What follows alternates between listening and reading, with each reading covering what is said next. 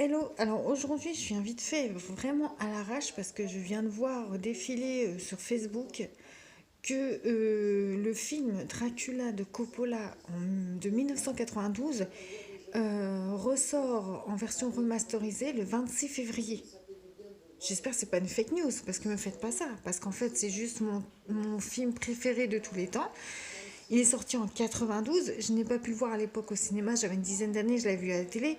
Si vous me refaites, vous me permettez de vivre ce rêve, de voir ce film au cinéma, ce film gigantesque, avec des images panoramiques de fou, avec une ambiance gothique très victorienne, Dracula quoi, avec Dracula, sexy, Gary Oldman et toute cette ambiance qui m'a tellement accrochée, qui n'en sort pas depuis des années.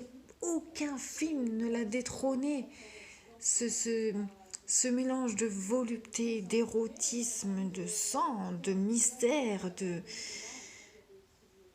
Enfin, je n'ai pas les mots, tellement énigmatique. Pour décrire ce film, il faudrait que j'en fasse une chronique et me creuser, prendre des jours et des jours, tout un après-midi, enfin me poser vraiment dessus pour vraiment parler de ce film et de ce que je ressens et de ce qui me fait ressentir ce film. Et enfin, me faites pas ça, il sort vraiment au cinéma. Mais je vais aller le voir, mais c'est obligé. Déjà, je n'ai pas lu le livre. Vous savez que film est tiré du classique de Bram Stoker, Dracula.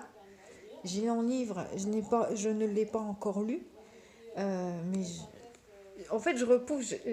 Quand j'aime les choses, je suis très bizarre. Quand j'aime les choses, je sais qu'ils sont là, je les lis pas. Mais je vais le lire cette année, je le lis.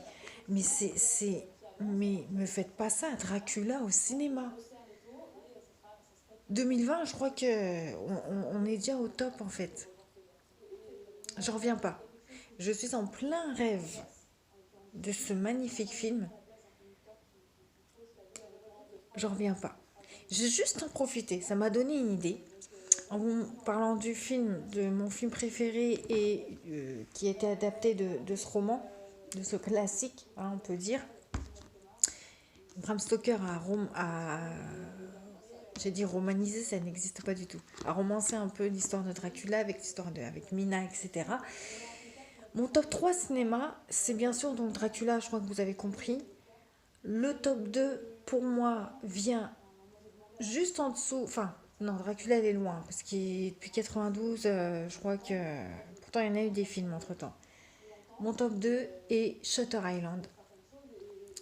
Pour moi, c'est le thriller par excellence.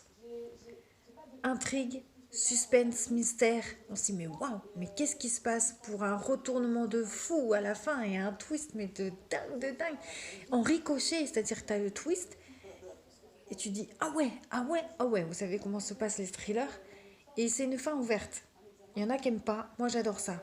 J'adore ça, ça veut dire que toute ma vie, je réfléchirai à cette philosophie du film. Et donc ça a été...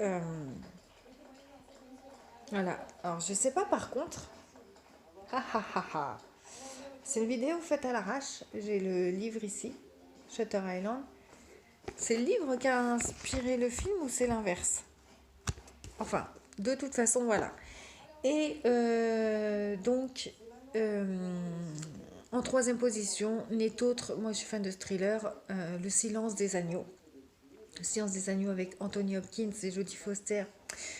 J'adore ces deux acteurs. Franchement, c'est un film de Jonathan Demme, je sais pas comment on dit, pareil, de 1991. J'ai regardé ce film. Je n'ai jamais ressenti la sensation que j'ai eue en regardant ce film pour un autre film. C'est-à-dire j'avais l'esprit un peu très bizarre, très embrouillé, j'avais genre des, des fourmis dans la tête. C'était vraiment bizarre.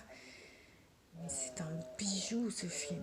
Vous connaissez tous, hein, Hannibal Lecter, le cannibale, voilà, etc. C'est un bijou, un bijou, un bijou, un bijou. Et c'est vraiment ces trois films-là, je ne m'en lasserai jamais. Alors, bien sûr, tradition oblige, j'ai la trilogie Dragon Rouge, Le Silence des agneaux. Je l'ai dit, oh là, je crois que je suis amnésique. Je ne sais même pas si je vous l'ai dit, Silence des agneaux. Et Hannibal, donc c'est une trilogie. Voilà, donc vraiment ces trois films, Dracula, Shutter Island et Le Silence des agneaux, ce sont des pépites. Il y aura un tome 5, même un tome 10, mais je ne vais pas m'éterniser là-dessus. Aujourd'hui, c'est vraiment une vidéo à l'arrache. Et j'en ferai une plus élaborée, plus structurée, plus posée. Mais là, vraiment, mon engouement et mon enthousiasme, je suis choquée pour ce film Dracula qui ressort au cinéma. Sur ce, bonne journée les amis.